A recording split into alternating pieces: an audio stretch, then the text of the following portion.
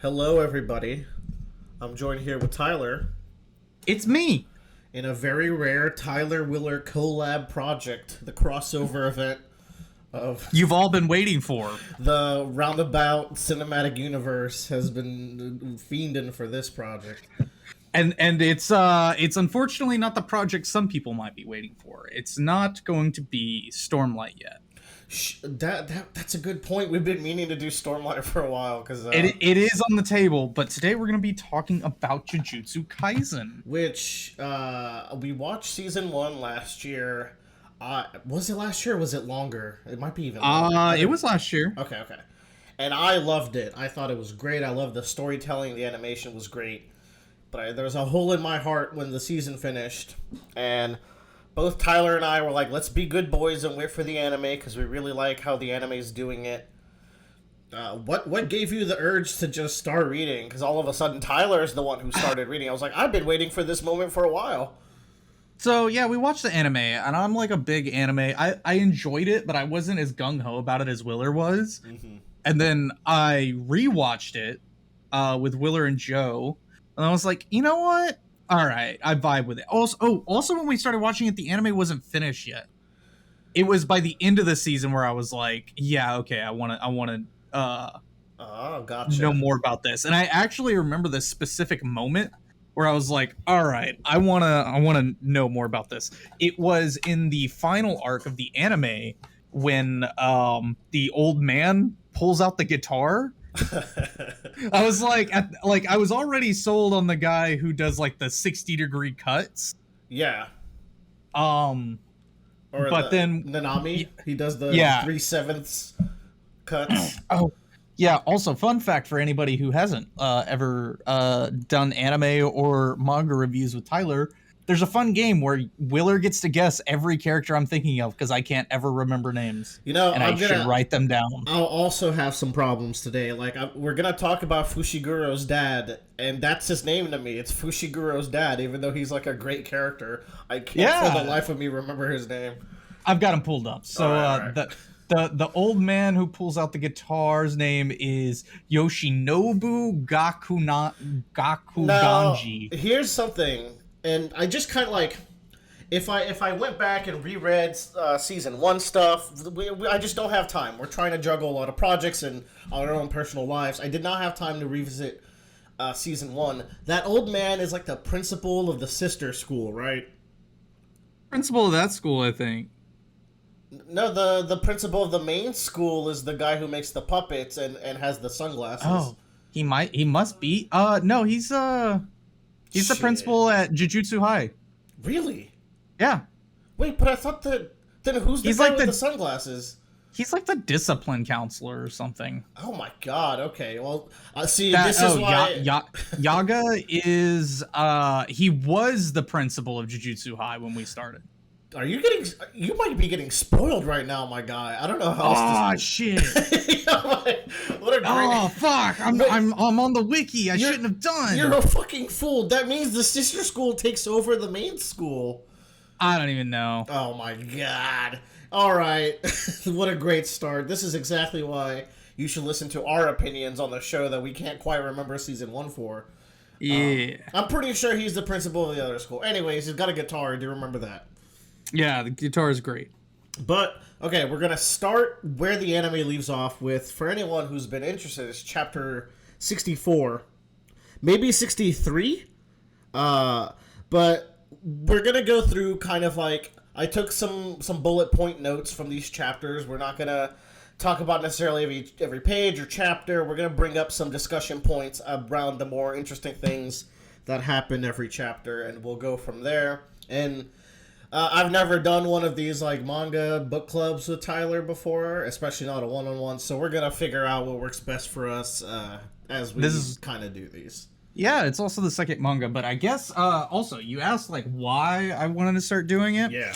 I don't know what hit me, but I was just like, I think an anime I was watching ended, and I realized, oh yeah, it was Attack on Titan Part 3, Season 5, whatever no. shit. And I go, I've been watching the show for almost 10 years. Yeah. I've been watching Attack on Titan. Sword Art's ended. I watched that one for 8 years. It took a while. But I realized I'm just like, I am getting too damn old to be waiting this long for shit to come out. True. It's gonna be another year, I feel, until Jujutsu comes out, because they understandably take a long time making these seasons. Yeah, So. I don't have the time for it anymore. I really don't. So let's just read what's out there right now, because that comes out weekly at least. Then you can, once you catch up to a manga, you have an almost weekly drip feed, or you can stock it up, but you can do it whenever you want. You don't have to wait for the anime to come out, which is nice. So are we just hopping in at the flashback beginning? I want to talk about chapter 64 because I thought it was a really cute romance, like slice of life chapter, where Itadori, there's a girl from his middle school who used to be chubby, and now she looks completely different, and Itadori still recognizes her. It's like that. It's like that. That's a great gag. I wanted to bring that up because these are the kinds of chapters that I think really highlight how good our characters are, and I think this is something that stands out in Jujutsu and why I like season 1 so much. It's like when the characters are having their downtime, they feel really human, and like they feel like very chill teens. So that way, like, that carries into the action arcs where you're like, oh, these guys have such good camaraderie. A moment that stuck out to me is like at the very end of the season is Itadori kills what used to be a human, and he's kind of feeling a little upset about it, and Nobara is kind of the sociopath that she is. She's like, "It's okay, buddy. I'm your apprentice. I did it too. We'll get through it together." And then they ate some pizza, and it's all good. It's very chill. So yeah, I wanted to highlight that. But then we start the flashback arc, which, as someone who this is really bad if someone doesn't watch season 1 and just jumps into it like we did. It took me a little bit to realize this was a flashback. Furthermore, yeah, I only knew it was flashback because I was like, hey, where does season 1 end? They're like, season 1 ends where the flashback begins. And I'm like, oh, okay, cool. I had no idea. I had to eventually I went to a Reddit thread to see what people were saying about the chapter back when it came out. And I thought I told you. I like you and I were talking, and I was like, oh, dude, that's a flashback. And you're like, oh, no, that makes sense. It was that. You know what I found from the Reddit thread? That the guy who Gojo was friends with is Geto, aka the villain from the first arc that we knew nothing about. For some reason, I did not piece that together. And when I found that out, I got way more invested in the flashback. I was like, oh, how does this guy become the villain? I didn't know who he was. I just knew he went to Jujutsu High, he was a Jujutsu sorcerer. I was like, that's given. In season 1, he's shown interacting with the curses, and he's kind of obviously the mastermind, but we never see him do anything. He just talks to people, and yeah. But let's see. There's a cool concept that's brought up with a character called Tengen. Have we met Tengen before? I don't think so. He's he's this being that transcends humanism, where after every so many years he has to find a new vessel, but when he revives, he keeps the barriers in check that the curtain spells that people keep using are reinforced by his existence. So his existence is always combating the curses in a support role. So the idea that this guy might die and we might lose these tools to us, and it happened in a flashback is really cool because I don't know if they're gonna succeed the mission or not. I don't know how this plays out. I like that concept of Tengen the Immortal, and we get some concepts into early Satoru.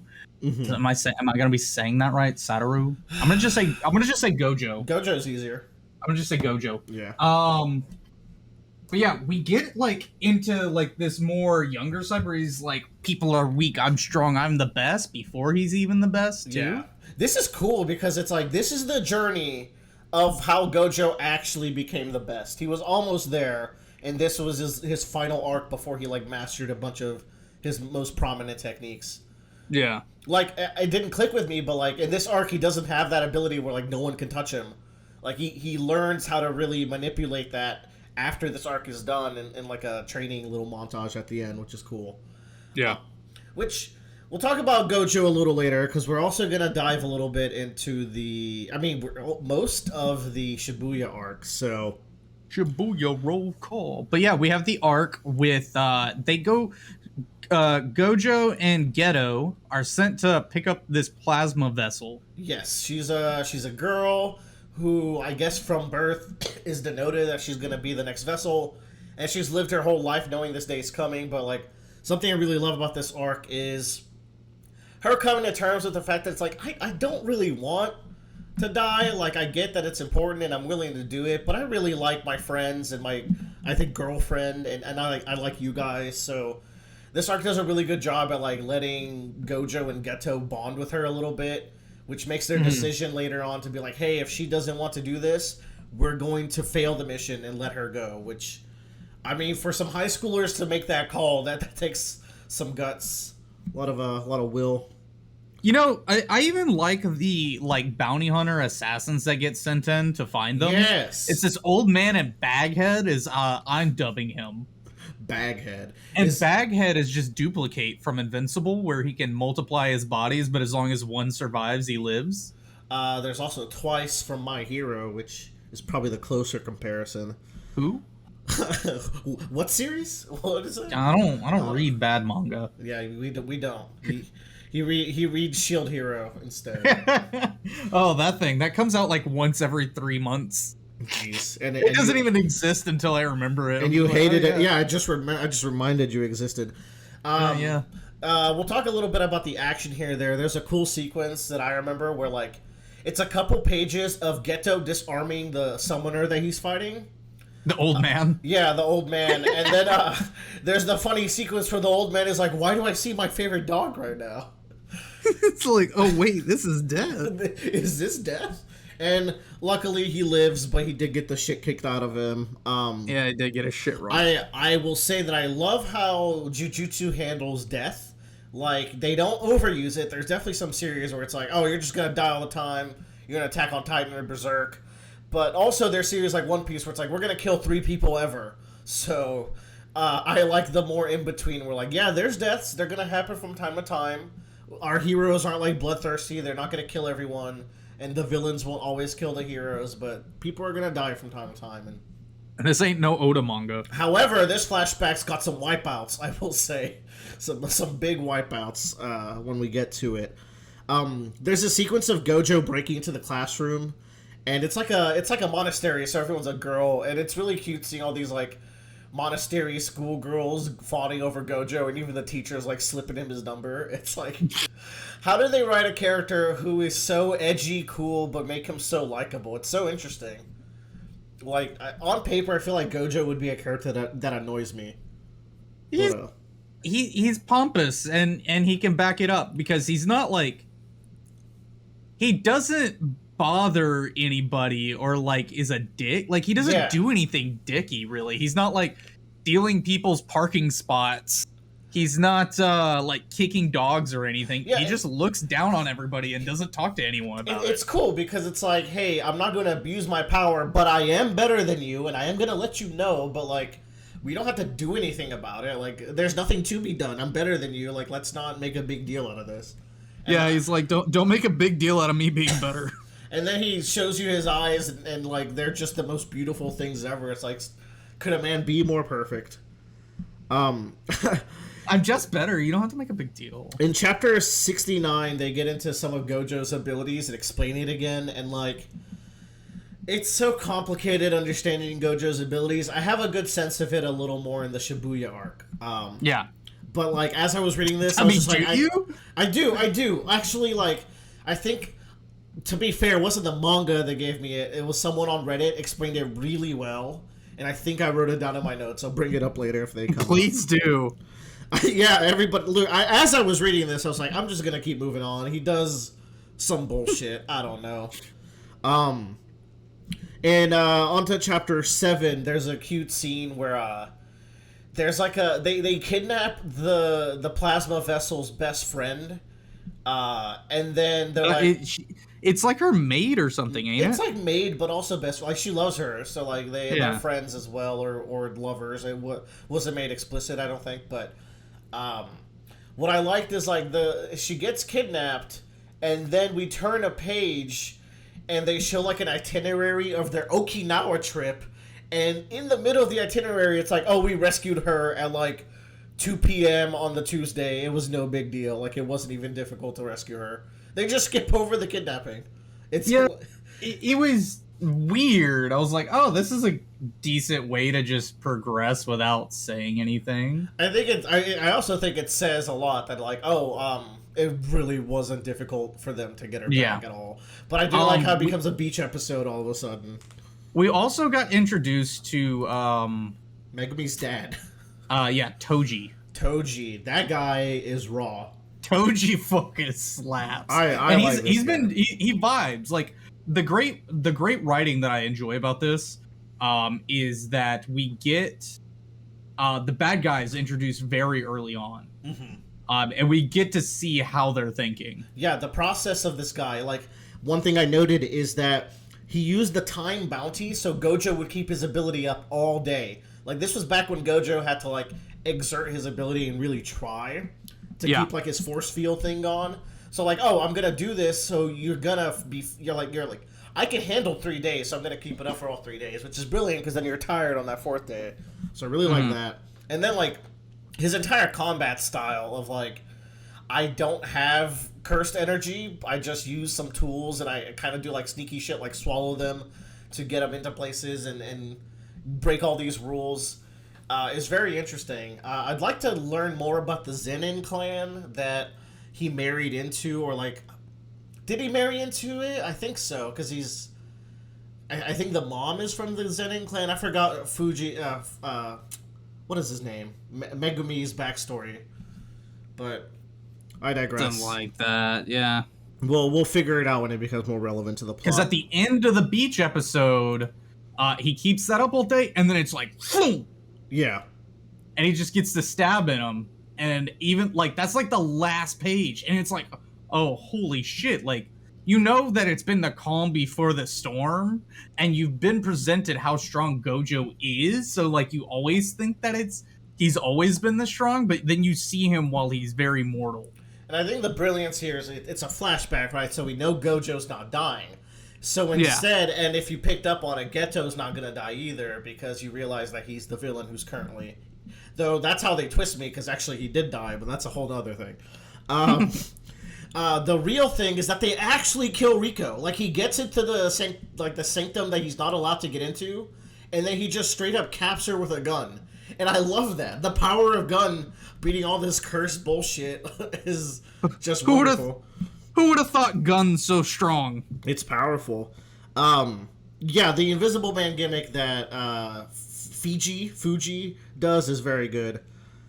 They also introduced something that I think is neat, where, like, oh, if you're someone who uses curses as part of your fighting style, you can take over someone else's curses. If, like, your curse grade is above their grade, they have, like, all these little systems. No, that's specifically, like, how he works.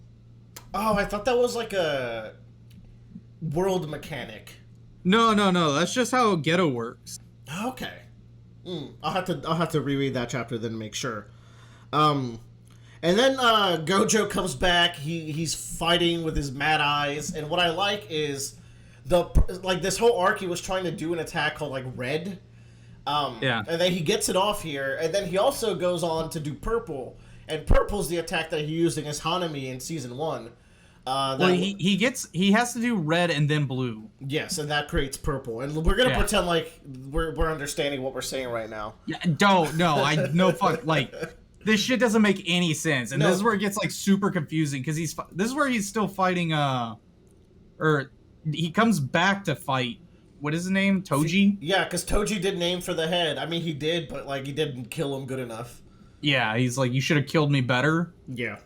Fool. So he uses the reversal Red, but then I don't even understand like how reverse cursed energy works. Part of it is we're gonna get into it, as I recall from that Reddit comment. Cursed energy is inherently negative, and it can only do destructive things. But reverse curse is positive. Right. If you multiply a negative curse and a negative curse, it becomes a positive thing, which lets you do things like healing and growing and creation. So Gojo uses a mix and like a very high understanding of positives and negatives to erase space and push space back. Oh, so it's like he just didn't want to use creation energy or like come up with another word. He just called it reverse curse. Exactly. It's like the power system's inherently negative, and I'm gonna make complicated phrases to kind of to go the opposite direction. Now listen, if you're listening to this and you're a big Jujutsu Kaisen fan and everything I said is bullshit, do let me know. I would love to get a clearer explanation, but when I kind of wiki, like that's it, you got it. Yeah, you wiki it, and then they're gonna tell you that there's the fourth energy that Gojo used when he died in the next arc. We're not there yet. Just hold up, Mr. President of the school or whatever. Anywho, another cool thing I like action wise is when Gojo uses the purple attack. The text box of the purple is where the attack hits Fuji. So like next page. This is in chapter 75. The text box is like taking place of the attack, and then you flip the page and you see that there's a hole missing in Fuji where that text box was, which is really cool. Just cool paneling that. And here's another fun thing. I have no fucking idea how to say this author's name. It's like Gege, so it's like Gege, Gigi. I don't know. I don't fucking know. He makes a meme manga. That's all I know. So after we kill the bad guys, all these cult members come out, and there's a really good scene that follows where these cult members, so there's cults based around Tengen, and like some of them don't want Tengen to go through, some of them want to control Tengen and like spur its creation or like its evolution. But the cult members are just humans. They're just kind of sheep that follow actual Jujutsu sorcerers and just kind of support what's going on without really knowing about that world. And Gojo asks if she should just kill all the followers. And Geto's actually the one who stops him. Gojo would have killed them all, maybe. Because he's fucked up over Riko's death. Yeah, he's pissed. He's just, he's like, yeah, I'll fucking do it. But then what's so good and why this arc, like, I think really hit for me. You're like, this arc doesn't have that much substance, but I was like, it's this ending bit that I think gives it all the substance. The fact that Geto goes on to really regret not killing all those cult members, and it kind of just eats away at him, and he keeps seeing them in his visions, and it's like, why do we have to save all these people again? I thought that was really interesting. Like, they made a very compelling descent into becoming a villain through stuff like this. Yeah, so who's the name of the chick that shows up right there at the end? Yeah, who even is that chick? Was she in season 1? I thought she was. No. Okay. She might show up right at the end. Her name is Shoko? Yeah, she shows up and she explains that she's the doctor at Jujutsu. Okay, maybe we know that. Maybe that's a future thing that's gonna happen. No, she's in the anime. Okay. But I think the main thing she brings up is that Jujutsu sorcerers don't put out much cursed energy into the world because they kind of seal it in as an energy source, while humans leak the shit out of it. Which actually gives Geto's, like, killing a good point, where it's like, actually, if we do kill all humans, we would stop all curses from existing. That's just a fact. That it's like a harsh fact. And when they don't kill the cult members, Geto says that, like, we shouldn't kill, it's a needless killing, Riko's already dead, there's no point. And it's very cool how a couple chapters later it's completely twisted, where it's like, oh, killing humans is not needless, Gojo. Like, this is a good that I'm doing for the greater good. So it was just a really well constructed way to show his, like, villain story. And, like, I also think his relationship with Gojo right after he turns is pretty good. He slaughters that entire village after seeing what they did to, like, some young curse users, and they, like, locked them up because they thought that they were bringing all the bad to the village. So, all that to say, I thought they did a good job setting up Curse Hitler. I mean, like, he almost has a point. It's hard to say he doesn't, because, like, the story is written in such a way where it's like, well, if his plan went all the way through, technically there would be no curses. But also, like, there'd be... How many curse users do you think there are? Like sub 10,000, I'm sure, in the world. It seems pretty rare. Mhm.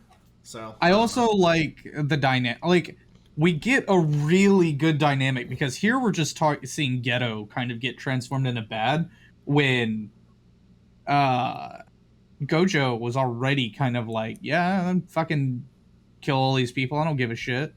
yeah, like he made Gojo better. Like Gojo could have gone a dark path if not for him, but Yeah. the irony is that he then goes on the dark path. I also love how he brings up like Gojo. You say I couldn't do this. You could definitely do this. You could easily pull off my plan if you wanted to. You could get rid of all the curses because you're the strongest person. And that's gotta eat away at Gojo a little bit because it's like, oh, he's not wrong. But Gojo, as we find out next arc, like he does still care about people dying to some degree. Like he's not completely cold to the world around him, even though he's a douchebag. I think he was just being an edgy little boy. Yeah, he was being an edgy little boy.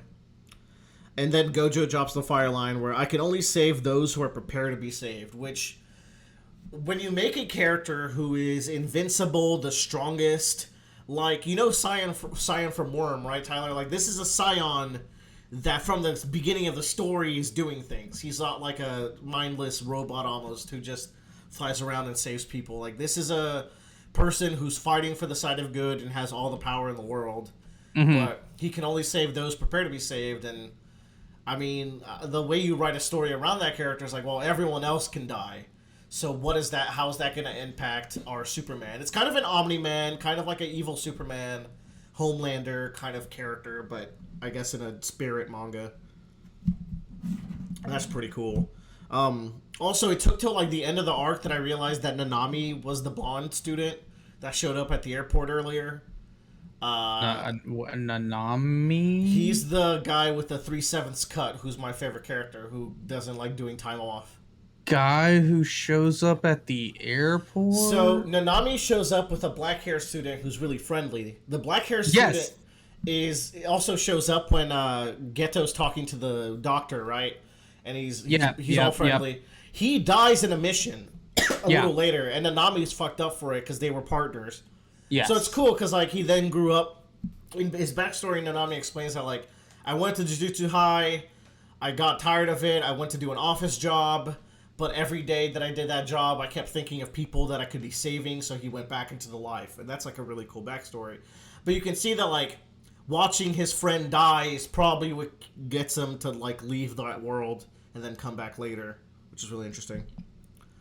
But that touches on all the main points I wanted to bring up with this arc. Do you have any closing statements, Tyler? I mean, I like how it kind of like winds up into,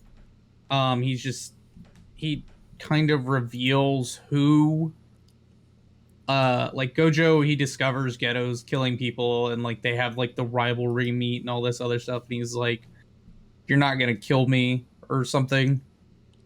Yeah, which brought up a question where it's like, okay, if Gojo's letting this guy live, that's bad. Gojo can easily kill him, I'm sure. And then we read Chapter 0 after this, which I guess we're going to skip over mostly. But the Chapter 0 stuff, at the end of it, I was like, Gojo has Geto cornered. How the fuck is Geto alive in current time? It's like, no, Gojo did kill him back then. It's just that something then possessed his body, which is a confusion that I still have because I haven't finished the Shibuya arc yet. But Shibuya roll call. But anywho, I really like this arc. This was probably my favorite arc so far, including the anime stuff. With my second being, of course, the one with Junpei, where the guy in the openings of the show still dies, and that was a great twist. Don't forget we have we have Megumi shows up at the end of this arc. Yes, that's true. In chapter 80 or 79, I think Megumi shows up, and it's like a young Megumi, and Gojo is like, "Oh, you're just like your dad." But yeah, I mean, I don't know. Not much to say there because, like, I just wanted to talk more about Toji for a second. Yeah, how he fucking blasted their asses. Toji is the highlight character of the arc. Him and Geto. This is definitely a villain villain arc here.